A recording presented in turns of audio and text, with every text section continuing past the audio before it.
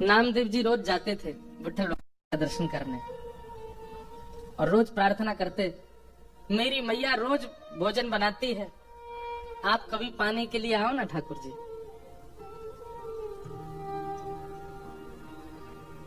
रोज नामदेव जी की एक ही प्रार्थना सुन के ठाकुर जी बोले, हे नामा, अब तू कहता है रोज मेरे घर प्रसाद पाने, यहाँ दर्शन कौन देगा? फिर एक काम हो सकता है, बोले क्या, तू मेरी जगह खड़ा हो जा तो मैं जाऊं प्रसाद पाने।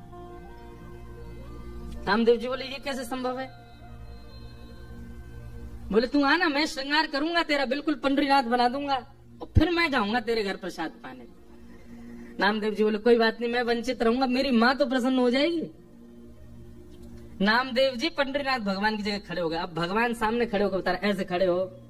नामदेव जी ऐसे खड़े हो गए, नेत्र बंद कर लो। बोले कर लिए। ठाकुर जी ने स्पर्श करके बिल्कुल श्याम वर्ण के जैसे ठाकुर जी वैसे बना दिया। अब ठाकुर जी बोले, अब तुम पंडरीनाथ हो गए हो? बोले जी। अब याद रखना 3:30 बजे सुबह काकड़ा आरती होगी, मंगला आरती। और काकड़ा आरती में ये पुजारी लोग बिल्कुल विचार नहीं करेंगे, ठंडे जल से नवाएंगे, ठिठरना नहीं। उसके बाद तुमको दूध से नवाएंगे, ठिठरना नहीं। नामदेव जी बोले, मुझे नहीं बनना पंडरीनाथ। बोले नहीं, अब तो तू खड़ा ही रहे यहीं पे, अब तेरे को भी तो पता चले मुझे क्या अनुभव होता है। और काकड़ा आरती में नियम होता है कि ठाकुर जी श्री पंडरीनाथ भगवान के मुंह पे मक्खन ऐसे रख देते हैं, मक्खन ऐसे चिपका देते हैं पूरा, और फिर उसके बाद आरती करते हैं ठाकुर जी की। कभी जाओ पंढरपुर दर्शन करना मंगला का, काकड़ा आरती बहुत सुंदर होती है। ऐसे मक्खन रख देंगे, मन तो होगा तेरा खाने का, पर चाटना नहीं।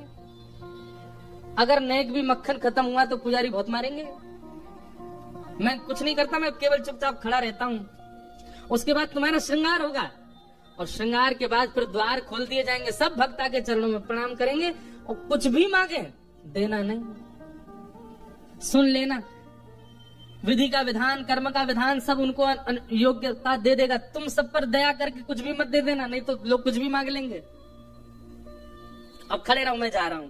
और अर्धरात्रि में श्री पंडरीनाथ भगवान नामदेव जी के घर गए। द्वार जाकर के खड़े, खोलो।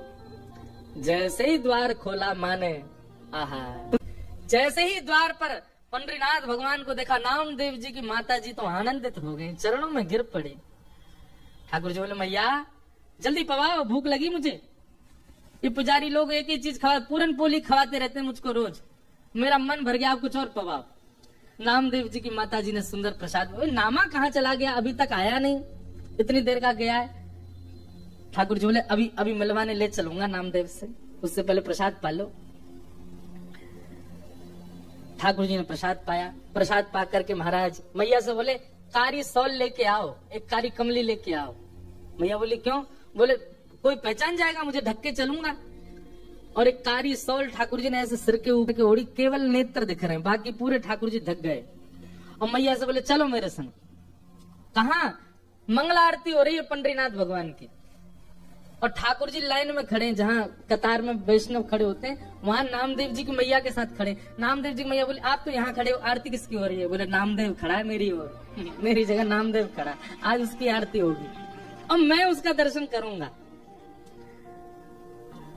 जैसे ही भीतर पहुंचे, श्री नामदेव जी की आरती चल रही है, पंडरीनाथ बन के खड़े हैं, और दूर दर्शनार्थियों में खड़े श्री पंडरीनाथ जी बलैया ले रहे हैं। आहा, मेरा नामा कितना प्यारा लग रहा है, कितना सुंदर लग रहा है मेरा नाम। जैसे ही ठाकुर जी पहुंचे गर्भगृह में, तो नामदेव जी ने नेत्र खोल के ठाकुर जी को देखा। अब नामदेव जी घबराए, बोले, ये कहीं मुझे प्रणाम ना कर ले। ठाकुर जी बोले, आज तो नामा रोक नहीं पाएगा। और तुरंत ठाकुर जी ऐसे सिर झुका के वंदन, नामदेव जी के नेत्र सजल हो गए।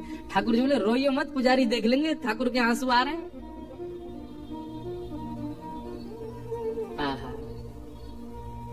आज भी पंढरपुर में 365 दिन में एक दिन आता है, उस दिन आज भी यही भाव रखा जाता है कि श्री पंडरीनाथ भगवान नहीं, आज नामदेव जी खड़े हैं। और उस दिन जितने वैष्णव दर्शनार्थी आते हैं सबको प्रणाम करते हैं। क्यों? बोले, इन वैष्णवों में कहीं ना कहीं पंडरीनाथ आए होंगे दर्शन करने।